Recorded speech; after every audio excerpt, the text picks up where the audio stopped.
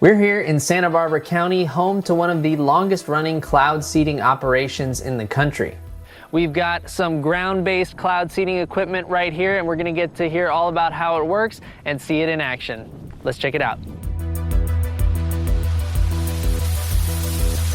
Cloud seeding is the most common type of weather modification, and it has many different techniques and applications. Today, it's mostly used to increase rain and snowfall, reduce the size of hail, and reduce fog at airports. Traditionally, cloud seeding has been done from the air. So airplanes have had racks on them where these same flares are positioned on the airplane, and the airplane flies into the storm. So in order to reduce the cost to the client and reduce our carbon footprint, we've been able to station these on the ground. Now we can do this in places where weather permits. Behind a barbed wire fence designed to keep away curious cattle, the cloud seeding gear awaits the right kind of weather. So these are referred to as AHOGs. That stands for Automated High Output Ground Seeding Systems. We've got three primary components of our equipment here. The first is the control module that you see behind me. Then we have our actual cloud seeding flares. The cameras for security. It also helps us observe weather conditions in real time and make sure that all of the equipment is operating correctly during a storm. Inside these canisters are the flares with the seeding agents. The canisters are used as spark arresters, so they prevent sparks from reaching the ground. So if we pull off the spark arrestor, you can see the flare inside. The ignition of the flares are controlled from the control module that's behind us. So the white triangle there is a cell service modem, and then the solar panel keeps us powered. Inside we have a battery and then a control board. So the control board interacts with the software. We're linked or synced with the software in Utah currently, and that allows us to fire or ignite any of the flares from that remote location. Because of the lack of clouds and proper wind conditions, today is not a good day for cloud seeding at all. But Garrett and his team are going to light a flare for us anyway, so we can show you how it works. There's just one small problem. The battery in the control module died shortly before we arrived, but it's nothing a little jump start can't fix. After a little juice from Garrett's truck, it's time to set off the flare. The primary seeding agent in this is silver iodide. Silver iodide is a simple compound. It's polar in nature like water, so there's chemical properties that help attract water molecules to silver iodide.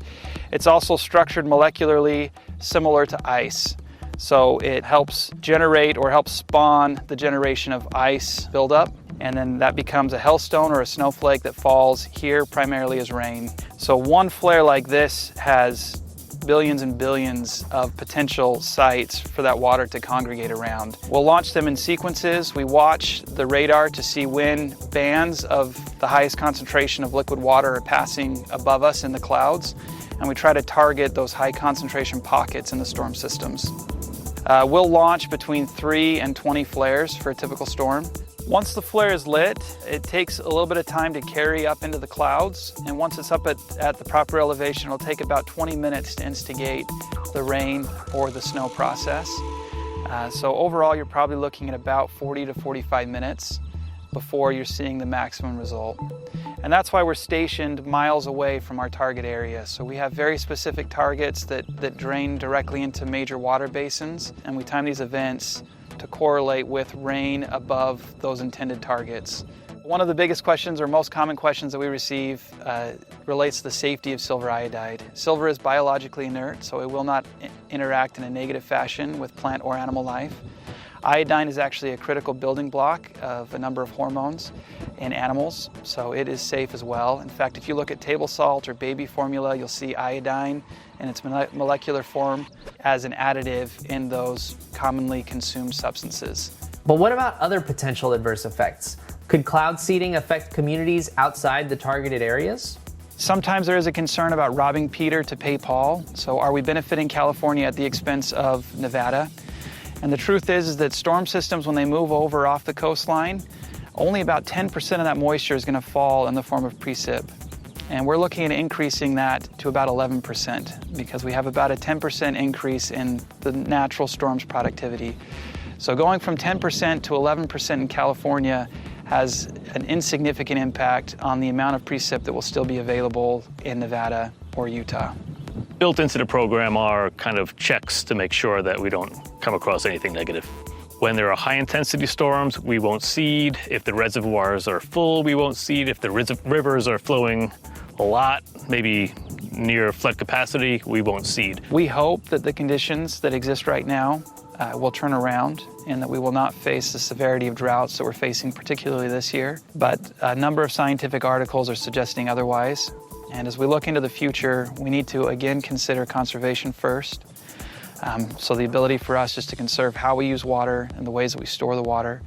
And then layer on that efforts like weather modification and cloud seeding to help increase the rainfall that we do receive. It's very important that we take advantage of every opportunity we have to generate water in a sustainable way. Anybody who's interested in learning more about cloud seeding, I've got links to scientific studies and official reports down in the description. Thank you so much for watching. Hope you enjoyed this video. Please like and subscribe for more. If you want to see more What the Future episodes, check out this playlist right here. Hope this video seeded your imagination. Conserve water. See you next time.